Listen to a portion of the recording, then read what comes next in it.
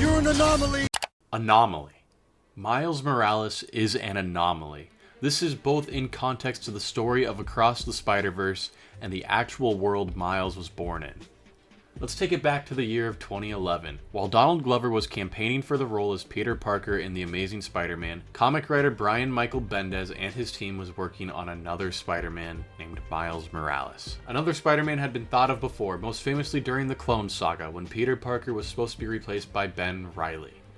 That didn't end well, to say the least. And now we're stuck with Peter. Forever, it looks like. In a medium like comic books, characters get switched out all the time, usually as stunts to try and sell a book, or if something isn't clicking creatively or commercially for the character, these things will just happen. The difference is Peter Parker is one of, if not the most popular comic book characters ever. I detailed it last time about what makes Spider-Man so perfect, and those things you can just Control-C and Control-V to Miles. But I think this notion that Miles is an anomaly is actually far greater than just the plotline in Across the Spider-Verse. Miles is sort of an anomaly because of just how successful he became. It's not like he ever flat out replaced Peter Parker. Peter had books the entire time while Miles was the Spider-Man in the Ultimate Universe. Miles is not a character born out of a stunt, he's a character who was born to tell a new story. If we go back to what Stan Lee has said that made people fall in love with Spider-Man, it's that any kid believes they can wear the mask. And this time it was going to be used in practice and actually heavily pushed. Miles is by far not the first character to also wear the mask and be known as Spider-Man, but he is certainly the most popular. And why is that? Why is it that the movies and games are acknowledging him so much? Well, today, I want to do a couple of things once again. First, I need to cover all of my ground, so once again, we are playing the next chapter in the Insomniac universe in Spider-Man Miles Morales. Maybe we'll actually get a good time this time around. And I also want to compare the major media use of Miles, whether it's the Insomniac games and the movies, and answer what makes a perfect Spider-Man story, and why the character of Miles Morales is the one who is currently telling it. And I love how Miles is like a whole new generation's like go-to Spider-Man. Like when you say Spider-Man now to most young people, they will think of Miles first, and I love that. Into the Spider-Verse is one of my favorite movies ever. I'm serious. No other popular media has understood what Spider-Man means and what his importance on popular culture is quite like this movie. And this movie is also pretty important to me. I've talked about falling out of love with comics and the characters in that world, and was pretty set on what the next step of my life was going to be. And then, the damnedest thing happened. The National Weather Service predicts Chicago will see its coldest temperatures in nearly 25 years on Wednesday. All of a sudden, I was going to be stuck inside for like a week, which gave me and my friend an idea since we were so bored. What if we had watched every single Spider-Man movie? So we did just that, and during that time was my first time watching most of these movies, including Into the Spider-Verse. And while watching that movie, I was blown away. Blown away about what superhero movies could be. Blown away with how you can tell a new and different take on something so familiar. Last time I talked about how every single major adaptation of Spider-Man is trying to tell wholly different stories, and what the entire team on Into the Spider-Verse is trying to tell is redefining the thesis of the character as Spider-Man. For years, it felt like Spider-Man had to be a certain way, stick to the status quo. The story of Peter Parker had been played out. A kid gets bit by a radioactive spider, his uncle gets shot, he vows to be a hero, so on and so on. The story of Peter Parker has been told many, many different times, and it is the same. It's a story that so many people know that you can actively skip the origin at this point, and most people already know how we got there. The main theme of Miles is something different and unique. Sure, the through line remains, with great power comes great responsibility, but it is so much more than that. The character of Miles is about standing out and not worrying about following the footsteps of an icon. Miles has to differentiate himself from Peter both in the comics and media he's in, but I'm getting ahead of myself. What I think Into the Spider-Verse does better than any other Spider-Man media is understand the core character aspects of not just Peter Parker or the other like 10 Spider people in it, but understands the core values of what it means to be Spider-Man. The gift and a curse it brings to people. The fact that no matter who it is, anyone can be under the mask. And more generally speaking, anyone can be a hero. We look at Miles early in his comics run, not thinking he can live up to the mantle, trying to suppress and ignore his responsibility. And that's Miles' first arc in the comics. It's about having the courage to be yourself, step out of the shadows, take the mantle, but in your own way. This story is also beautifully told in Into the Spider-Verse. The message is carried out in 2 different scenarios. First, in Stanley's cameo, where he basically reiterates the thesis of the character in a joking manner, but it's reused as in the lead up to Miles taking his leap, Aunt May tells him it fits perfectly. The moment signifies the change, the knowledge that Miles is now ready for the mantle. This is some of the best characterization I've seen, taking a scared kid and through trial and error seeing him being ready to step up to take the mantle. We all go through a ton of trial and error in life, which makes this story so relatable. Relatability is one of the key aspects of Spider-Man after all, and Miles has nailed what it means to be relatable. The first story of Miles is the perfect origin, thinking you're ready when in reality you're not, and being able to step up in the biggest moment. A lot of the story is about stepping out of an icon's shadow and not knowing when you're ready for the big stage until you need to be, until you need to take the leap of faith. Alright, let's do this one more time. My name is Ryan. I falsely said that I was going to speedrun the first Insomniac Spider-Man game, and now I'm going to falsely say that I'm going to speedrun Miles Morales. We can do this entire bit now. By binding the left D-pad button to swing kick, we can do a movement where we jump, web zip, press swing kick, and cancel it with another. I'll do it. Eventually. I'll do it. I'll do it once. I'm 240-31. If you're wondering what happens after... Okay. That's just not gonna happen, is it? That's the time we need to beat. God help us all. Oh boy, it is that time. So do you guys want to hear something really silly? My game crashed. Not realize we weren't going. So yes, this playthrough was full of glorious technical issues. My game crashed almost immediately, and then I saw I wasn't even recording the first hour or so of the game, and then my timer kept freezing. So you'll know when I played every session because the timer just wasn't working and I had to restart it. Don't worry, I'll add it up all at the end. I feel like I'm the only person who cares about this, but whatever. But for starters, I love the setup to this game. The Rhino chase and subsequent fight are a lot of fun. It does a very good job establishing where Miles is in his journey to becoming Spider-Man. The mentor and protege relationship that Miles and Peter has is just really heartwarming throughout the game. Either way, I'm looking at flights. I can be back tomorrow night. No, don't do that. We'll get into it a little later, but what the Insomniac universe is doing, you know, just having all these characters have a modern take, it's, pardon my French, amazing. Huh? Kind of funny because it's like the name. But anyways, I'm back to unlocking all the side stuff in the main story. Am I stupid? Like, what am I even supposed to be doing right now? And wearing this goofy Spider-Man suit. Doesn't even fit Miles. But this game actually gives us a pretty cool scene. Pretty reminiscent of PS4's first swing as Miles dons his new red and black suit. And this is what I love about the character. It's an origin, sure. Hell, an origin we've mostly seen. But it is recontextualized in a way that is unique to this version of Miles. Miles has a way harder time keeping his identity a secret, literally telling basically just everyone in his life. But I like that. I like that it is different from Peter. I like that this version of Miles is very much still a kid who's just really excited to be a superhero. A kid who is trying to make things right. As like the first game, the movement is really fun. I love swinging around, and the combat with the Venom abilities makes combat kind of easy, but at the same time very fresh compared to the first game. There's a lot more opportunity to do some really cool stuff with the combat. I like how some of the perks from the first game, like throwing weapons or enemies around, are just here at the start. And just the overall gameplay of this game is still spectacular. Alright, I'll stop. Now, as far as the story is concerned, it is pretty good. I mean, I think the first game's story is about as good as it gets for a superhero video game narrative. But this isn't bad by any means. It's a nice personal journey for Miles to go on, with everything being connected. His uncle, his best friend, Elon Musk, like they're all here. But it really is just a nice personal New York ending story for our main hero. So, Spider-Man essentials in media.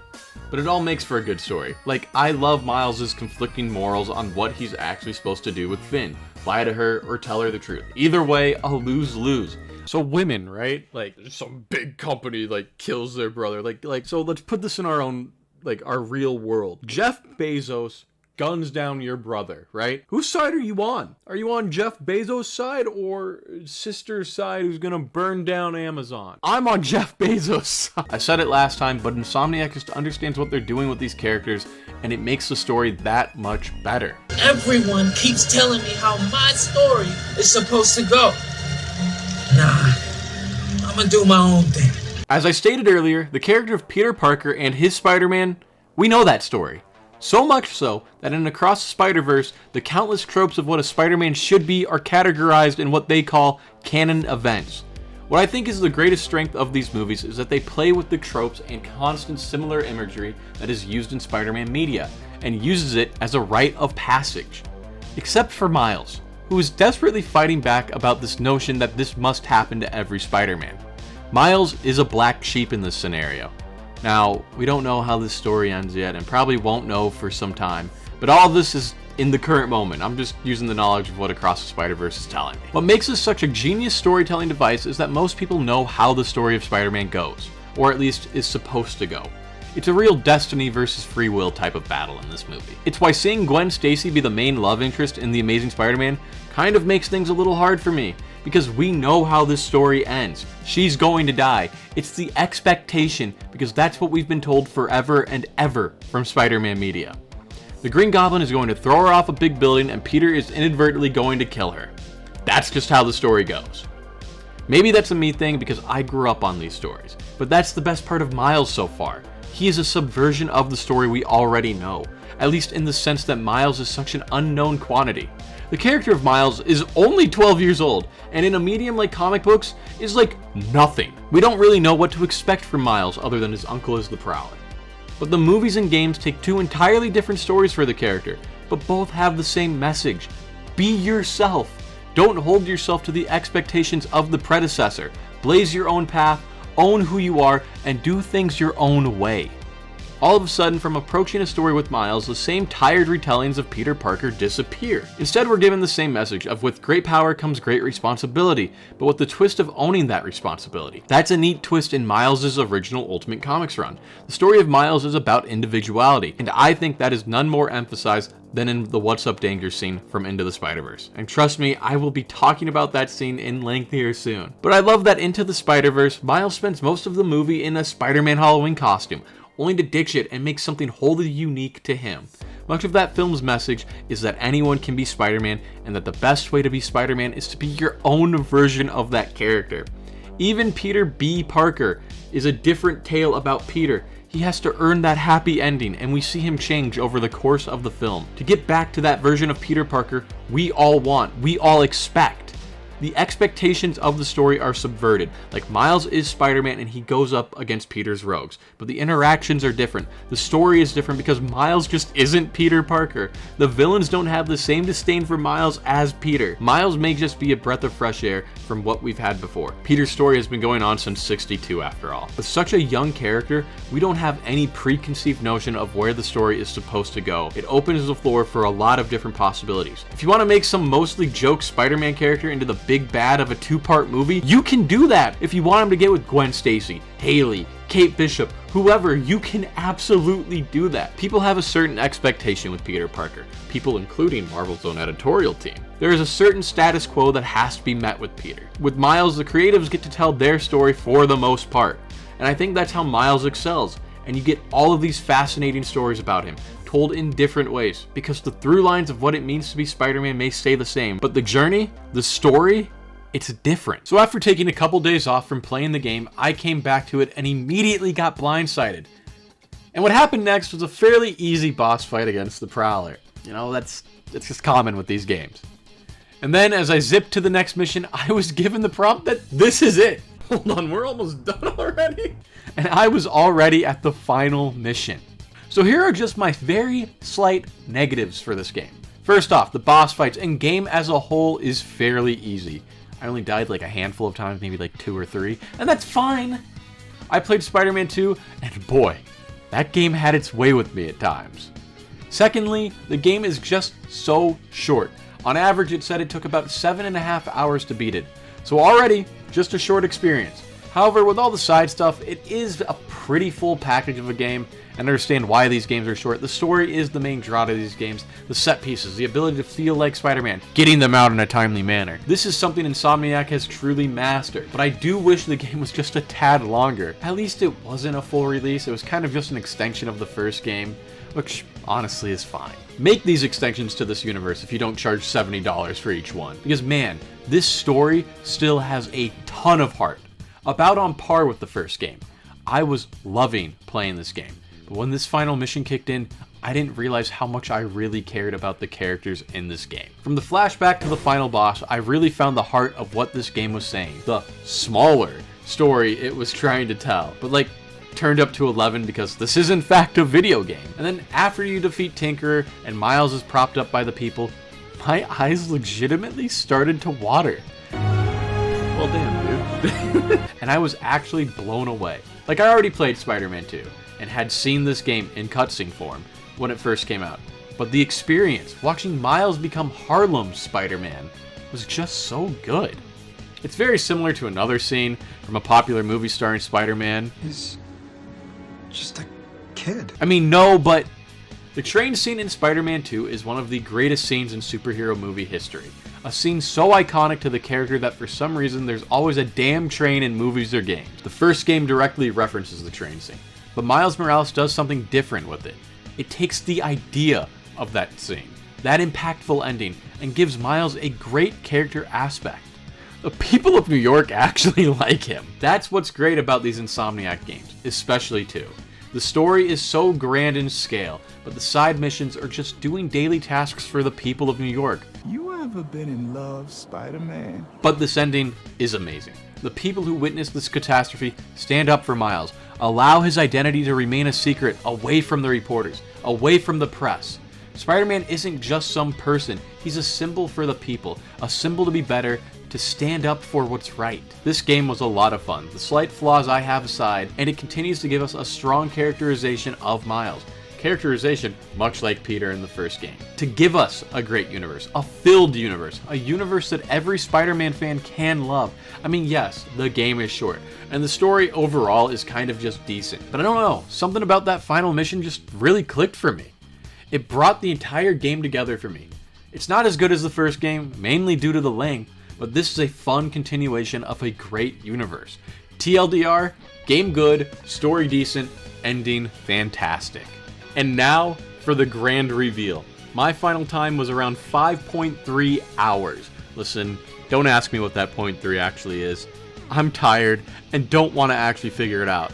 Which actually wasn't half bad. That's 2.5 hours faster than normal. That's all it is, Miles. A leap of faith. Danger. I want to do just a tiny exercise really quick. Let's just forget for a second that Into the Spider-Verse is a Spider-Man movie. Hell, let's take out every Spider-Man aspect of that movie. Okay? Boom. Spider-Man gone. The image, the legacy, it is all gone. What does this scene represent? Well, it represents many things. It represents a person going headfirst into danger. It represents a person owning who they are. It represents the beginning of a new chapter. Alright, now let's bring Spider-Man back into the equation. Spider-Man exists, but the movie beforehand didn't happen. This is a scene in isolation.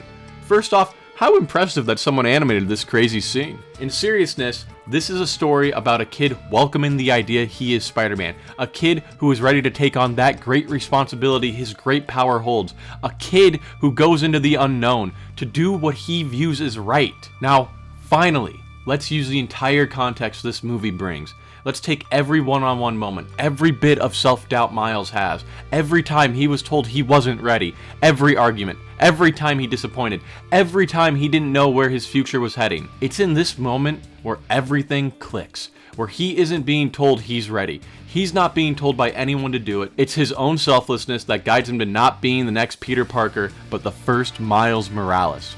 From the start, I thought I was watching a great movie, but after this moment, I knew I was watching one of my favorite movies of all time. And why does this scene mean so much? Why is it that Miles is telling these perfect stories? Listen, it isn't because Miles is new or that we expect a certain story from Peter's Spider-Man. Those stories can be retold in different and meaningful ways, but those things definitely help Miles remain mostly unscathed when people criticize the character. No, what makes this perfect, what makes the story of Miles in the movies at least, is that this story is so universal. It's what makes the best Spider-Man stories truly iconic. The bare bones of this scene is applicable to anyone. You don't know your future, making friends, going to college, asking a significant other to marry you, having kids. It is all a leap of faith.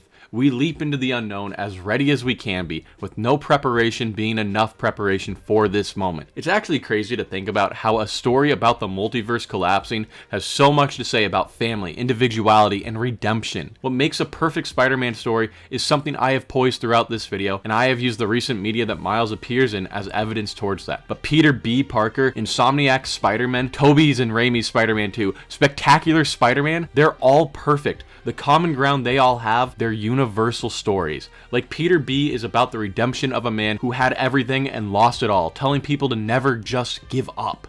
Spectacular is about growing up, trying to be so many different things, when in reality, you just can't do that. Insomniac tackles an aging Peter as he mentors Miles and learns to accept love. Insomniac Peter loves selflessly. When given the choice, he chose to save the world rather than one person. And Raimi's Spider-Man 2 is about going through rough times and how you can pick yourself up. And the reason Miles is so popular now is because more than any current incarnation of the character, he's the one telling these universal stories. He's able to reach a wider audience with children now. Like, it actually is just insane how popular he is. What could have come off as a stunt has truly been one of the biggest success stories in the history of Spider-Man, and all it took was a leap of faith from Bendis and Co. From creation to Spider-Verse to the Insomniac universe, Miles has truly captured the hearts of many. The perfect Spider-Man story comes from the universal stories about family, hardships, growing up. These universal stories that the comics and adaptations had shared from 62 to now. And yeah, it might not be Peter Parker telling these stories, but there's like thousands of Peter stories, so who actually cares? The stories stay the same, the narrator just becomes different, reaches new audiences, and all in all still understands what it means to be Spider-Man, to be a hero. As I'm sure is evident from the past two videos, I love Spider-Man, and comics, and superheroes. I just love that they are made with good conscience to tell these, most of the time, overly complicated stories, but at the core are about relatable themes, the overall nature of just being good, kind-hearted. It's just mostly a beacon of hope, and I adore that. So why is Miles the one telling these perfect stories? Simple answer, he's the one they chose to make these stories about. It is crazy to think that now Miles is becoming so prevalent that most younger people will picture Miles if you say Spider-Man. But I opened this video talking about Miles being an anomaly. And the reason for that is because Miles is the most popular legacy character probably ever.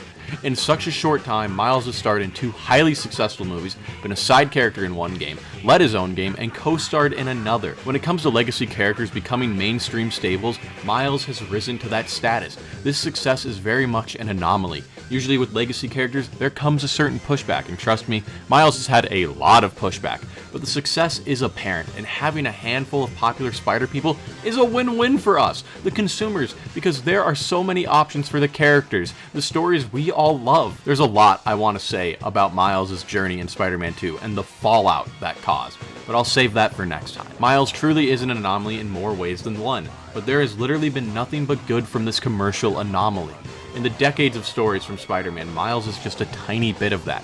A tiny section that is already super important to pop culture. But as time keeps going, we'll get more stories of Miles, Peter, Jessica Drew, Gwen Stacy, stories that people will relate to, will connect to, stories that hopefully become timeless. As long as there is more good Spider-Man stories, I'll be satisfied. Now, I really want to see Miles in live action, and I know we're getting it sooner than later. But please, Sony, refrain from connecting that to your shitty cinematic universe. Intriguing. I don't want to see live-action Miles go up against your shitty-ass Sinister Six.